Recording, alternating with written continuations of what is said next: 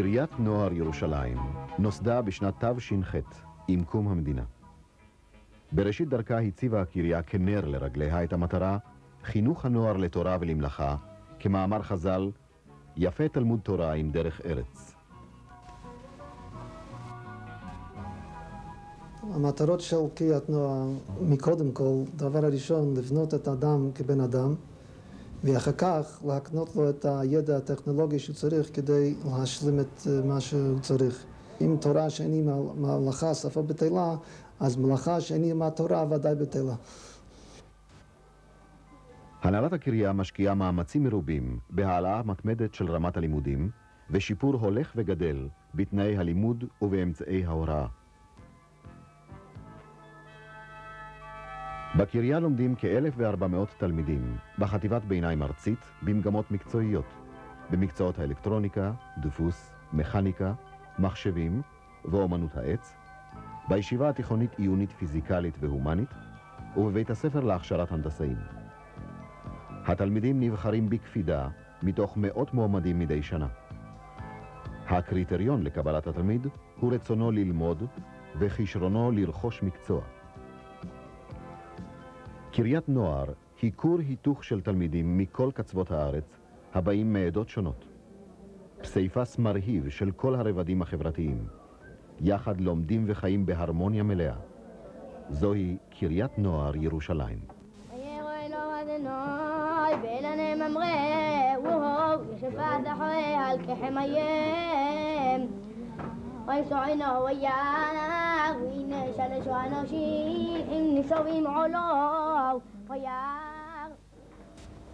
ההתפתחות הדוהרת של הטכנולוגיה העלתה את חשיבות החינוך המקצועי. בתחום זה הגיעה קריית נוער ירושלים להישגים מרשימים ביותר. המגמות המקצועיות הן מהמעולות במדינה. כביטוי להכרה ברמת הלימודים הגבוהה, זכתה קריית נוער בפרס החינוך מטעם משרד החינוך והתרבות. המכשור והמיקון המתוחכם והחדיש במחלקת המכניקה מאפשר ייצור חלקים. תלמידי המכניקה מייצרים חלקים עדינים, מדויקים ומתוחכמים עבור התעשייה האווירית, התעשייה הצבאית והאזרחית, באיכות מעולה ובדיוק מרשים.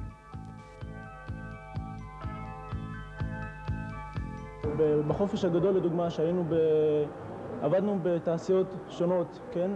שם ממש הרגשתי כאילו אני מכיר את הכל. פשוט איך שעבדנו כאן, אותו דבר עבדנו בתעשייה. תחומי הטכנולוגיה מן המתקדמים ביותר, ה-CNC, נלמדים במחלקת המכניקה.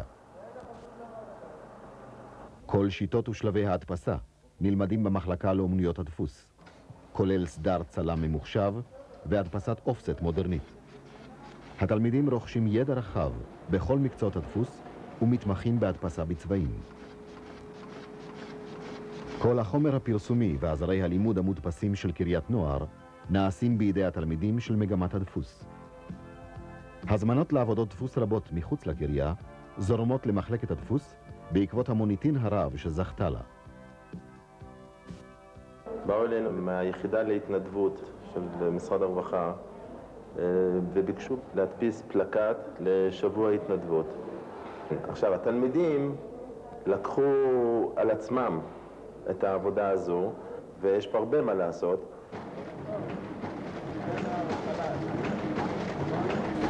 סגל מורי הקריה מצטיין במומחיות וניסיון הדרכה עשיר. הכישרון האומנותי הטבעי והטכנולוגיה המודרנית מייחדים את מחלקת אומנויות העץ. התלמידים משלבים לימוד אומנות בלימוד עיבוד עץ באמצעות מיקון משוכלל וחדיש.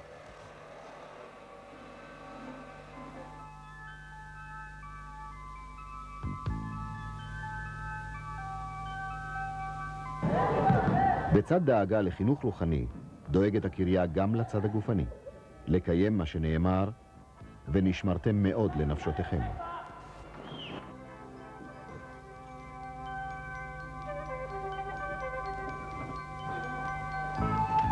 המחלקה לאלקטרוניקה דורשת ידע תיאורטי רב בצד עבודה מעשית. הנושאים הנלמדים במחלקה הם אלקטרוניקה תעשייתית, בקרה, תקשורת, מחשבים ומיקרופרוססורים.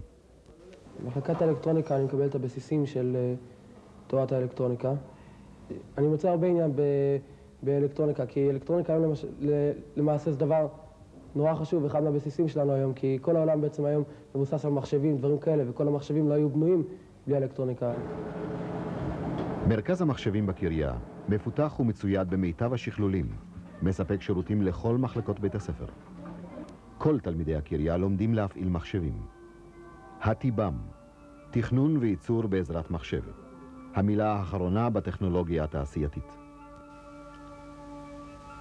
מגמת לימודי המחשב בישיבה העיונית כוללת תכנות וניתוח מערכות. תלמידי המחלקה ערכו תוכניות ללימוד פרשת השבוע ולימודי קודש אחרים, וכך משלבים שוב תורה וטכנולוגיה. התלמידים שלומדים את לימודי הקודש באים לכאן עם יכולת לוגית יותר טובה, יכולת התמדה יותר טובה, והם יכולים לפתור את הבעיות במחשבים בצורה יותר יפה, ורואים את זה ממש בשטח בתוצאות של תוכניות יפות, מסודרות, כפי שיוצרים במחלקה הזאת. לתלמידים המצטיינים, הבוחרים להמשיך בלימודי הנדסה, במגמות לאלקטרוניקה ומכניקה, יש מסלול לשנתיים נוספות במסגרת עתודה צבאית בבית הספר להנדסאים. גולת הכותרת של תלמידי בית הספר להנדסאים הוא פרויקט הגמר, אשר בו משקיעים התלמידים את הידע שרכשו בתכנון וייצור מכשיר מתוחכם בפיתוח עצמי. הקריה מעודדת גורמי חוץ להזמין פרויקטים מיוחדים לפיתוח. על אף המאמץ הגדול הנדרש מתלמידי הקריה, אשר בנוסף ללימודים המקצועיים והכנה לבגרות, הם מקדישים שעות לימוד רבות ללימוד תורה ויהדות. אנחנו לא יכולים ללמוד את הקל וחומר מאמה לאישה. בישיבת הערב, מאות תלמידים המעוניינים להתקדם בתורה ויהדות אחרי שעות הלימודים הרגילות. כ-1,200 תלמידים מתגוררים בפנימיית הקריה. זוהי פינת חמד.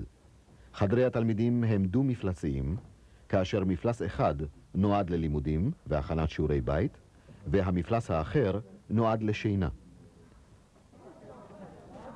המטבח וחדר האוכל מספקים 5,000 ארוחות ביום לתלמידים ולאנשי סגל. קריית נוער משקיעה מחשבה וכספים רבים בטיפוח הנוי והנוף הסביבתי, להעשרת נפשו וחושו האסתטי של התלמיד. הקמפוס של הקריה הוא מהיפים והמטופחים בארץ. מה נשמע בבית? הכל בסדר? איך אצלכם? התלמידים זוכים ליחס חם ואבאי. האברכים והמדריכים הגרים עם משפחותיהם בפנימייה.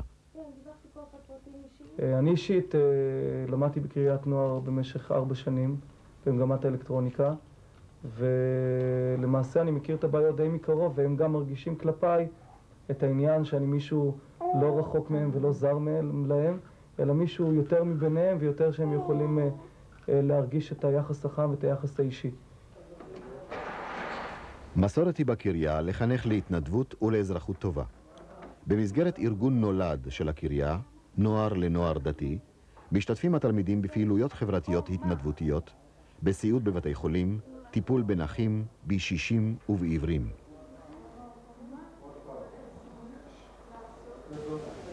הקריה היא דוגמה ומופת למוסדות חינוך בארץ. בהיותה כזאת, היא מהווה מוקד לביקורים רבים. אף נשיא המדינה, מר חיים הרצוג, כיבד את קריית נוער ירושלים בביקור ממלכתי.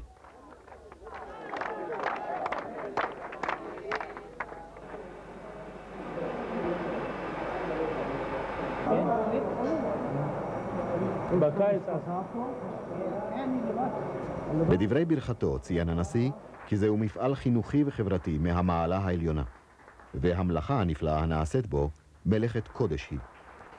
הנשיא מחלק פרסי הצטיינות לבוגרי השנה שחלפה המשרתים כיום בצה"ל. רבים מבוגרי הקריה משרתים בחיל אוויר כטכנאים, הנדסאים ואף כטייסים. בצבא בולטים בוגרי קריית נוער ירושלים בדבקותם ומסירותם, בצד הקפדה על אורח חיים דתי.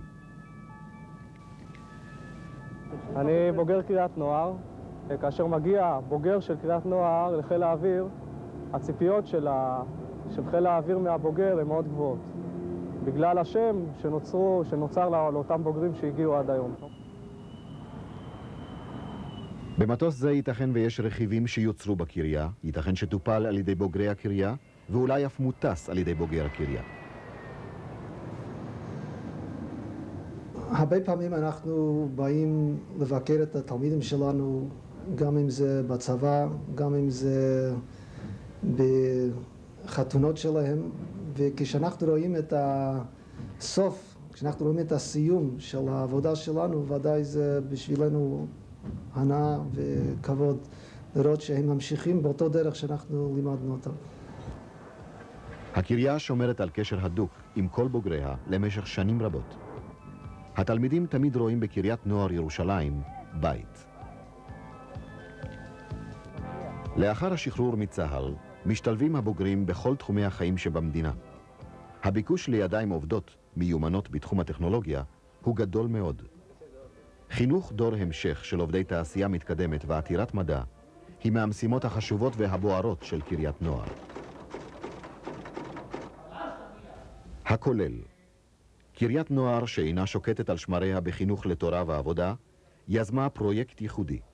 בית מדרש גבוה לתורה, אשר נועד לבוגרי הקריה לאחר שירותם הצבאי. אילו המצווה הייתה מתקיימת בכך שנותן לבלחוב הראשון, אז הנה חינם. בוגרים שחשקה נפשם בלימודי התורה, בטרם ייכנסם לעול חיי פרנסה, לומדים כאן שנה עד שנתיים. חלק מתלמידי הכולל הם מורים מדריכים, ורעיותיהם עובדות כאימהות בית בפנימיות. הקריה שוקקת חיים. תוכניות הבינוי והפיתוח עוד לא תמו. הלימודים האינטנסיביים אינם משאירים זמן לנוח על זרי ההישגים. יש צורך לפעול עוד ועוד כדי לחנך דור של בני תורה ואזרחים למופת למדינה.